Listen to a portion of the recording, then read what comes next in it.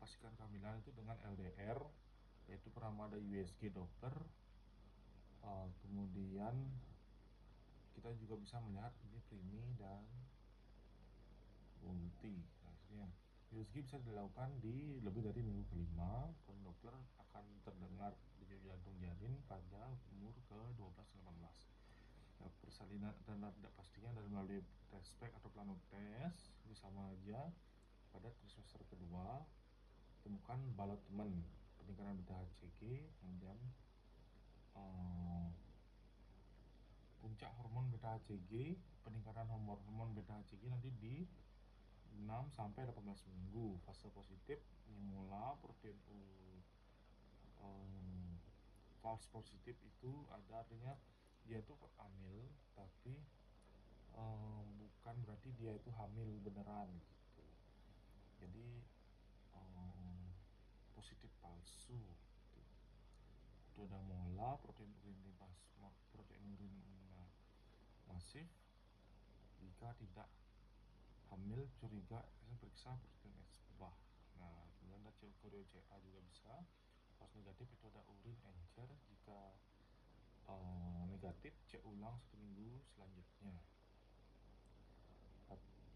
Bisa juga disebabkan karena kurang dari 6 minggu dari cek. Di sini kita bisa dari CGHH.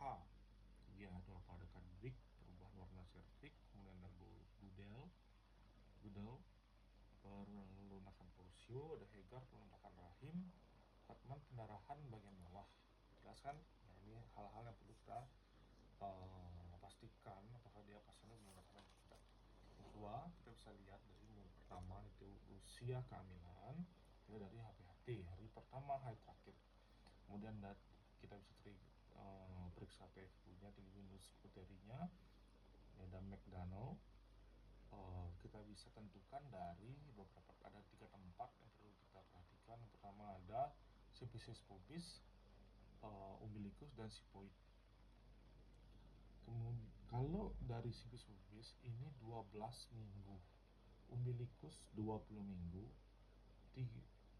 sipoid berada 1 jari di bawah sipoideus itu sama dengan 40 minggu. Kalau tepat dia di sipoid dia 36 minggu. Kalau dia turun dari 20 dia dikurangi 1 jari sama dengan 1 minggu. Kalau dia di atas umbilikus dia ditambah 1 jari sama dengan 2 minggu. Kemudian kita bisa lihat di USG pada bulan ke-5 sampai 8 itu ada sap atau kantong, 8 sampai 12 ada kampraleng seperti kacang, di semester 2 ada BPDB parietal diameter atau pelipis, yang ketiga ada femur leng, bisa dilihat panjang pos femur.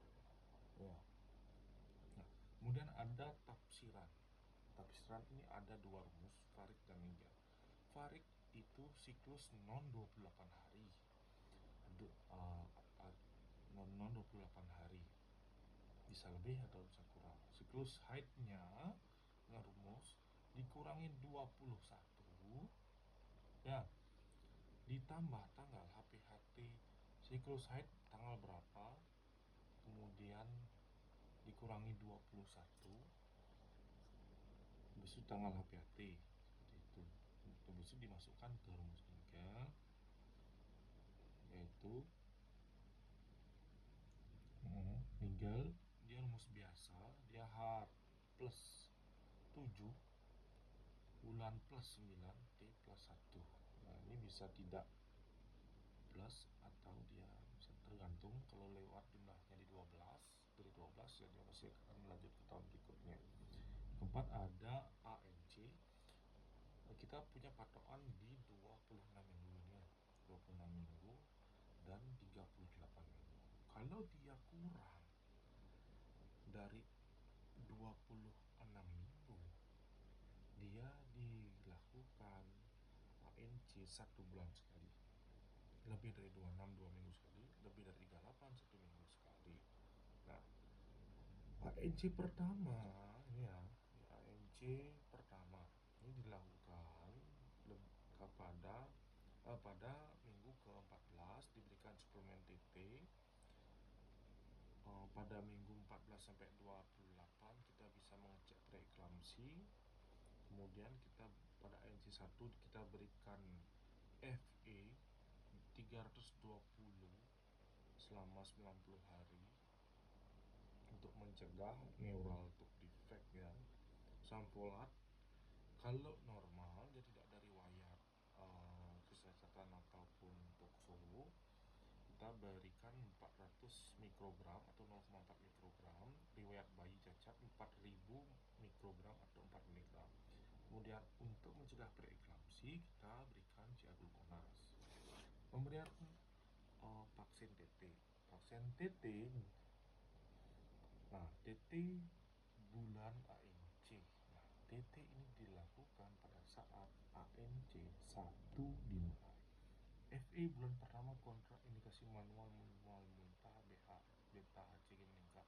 Jadi kalau dia masih muntah dan beta HCG meningkat, dia tidak boleh dikasih FA.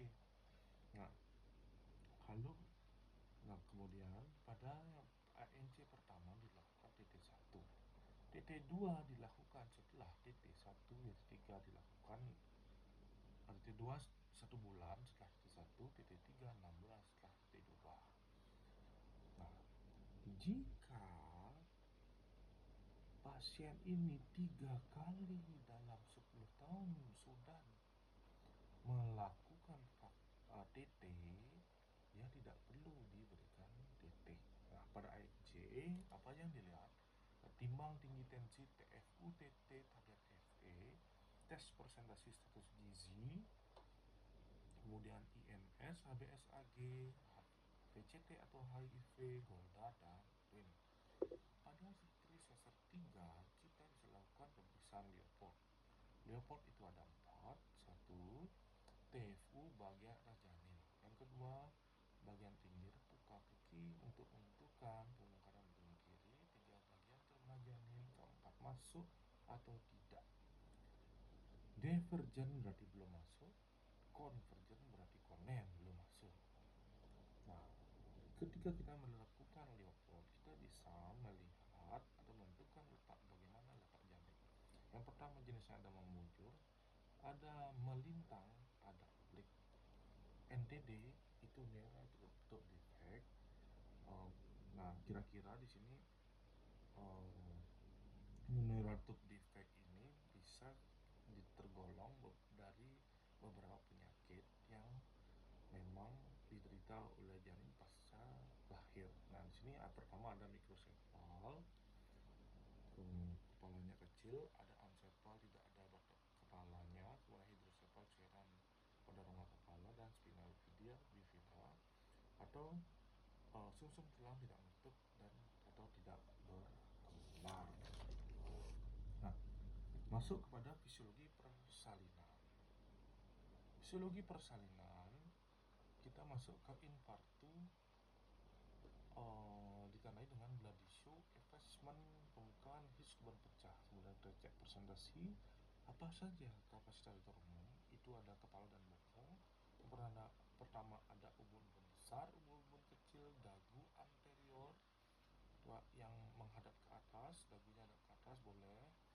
Kemudian ada branch atau komplit, 2 bokong 2 kaki, inkomplit 2 bokong 1 kaki, frank bokong murni, bokong ingat fleksi, panggul, letak, ekstensi ya.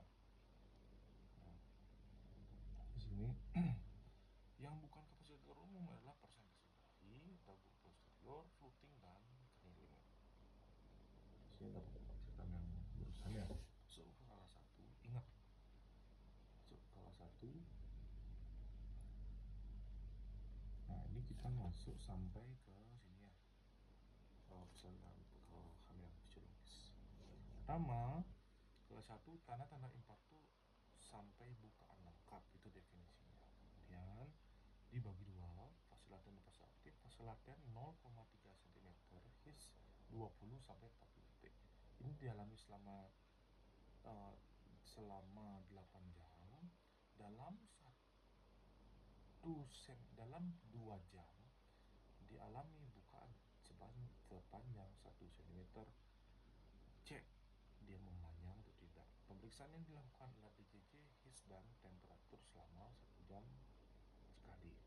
Fase aktif 4 sampai 10 cm, HIS-nya 10 menit dalam 10 HIS-nya dalam 10 menit 2 sampai 3 kali selama 40 sampai 60 detik. Nah, di sini bisa lihat 1 jam 1 cm, cek yang tidak maksimal 6 jam. Kemudian dilihat setiap setengah jam, itu 1 jam kurang setengah jam. Yang perlu diperhatikan sini adalah CTG, fetal distress. Sebenarnya DJJ normal 120 sampai 160, kurang atau lebih dari normal kita sebut fetal distress. Nah, kita bisa lihat akselerasi dan sebenarnya koreksi HIS dan DJJ sama. Ini kalau dia akselerasi. Kalau berbeda, dia disebut deselerasi. Itu aja ya, ini ada lambat. Ini lambat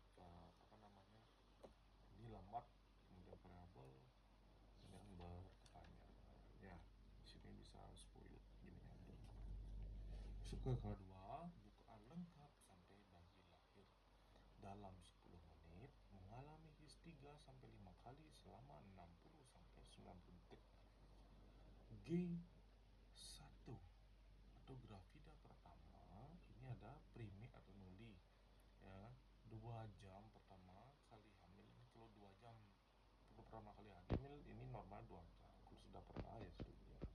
Ada dorongan perjol, vulva teknos, dorongan in mengejar, menonjol, vulva terbuka, tekanan anus skala 3. Itu ada bayi lahir sampai plasenta lahir maksimal setengah jam. Tuh. Manajemen aktif skala 3 yang dilakukan adalah ORNP, oksitosin 10 IUIN, RPS rangsang puting susu, massa seuterus, pergangan tali pusat terkendali. Kala 4 itu dilakukan kurang lebih bagus selama 2 jam, yaitu adalah lakukan observasi pendarahan. Jam pertama tiap 15 menit, jam kedua tiap 30 menit. Nah, sekarang masuk kepada Masenipas. Masenipas ini ANC minimal 4 kali sudah dilakukan ya. Dan dilakukan pemeriksaan dini selama kurang lebih evaluasi selama 4 jam. Masenipas lanjutan kontrol hari kedua sampai hari ke-40. Dilihat apakah uterus perut itu kembali ke posisi semula. Jika kembali, itu involusi uteri.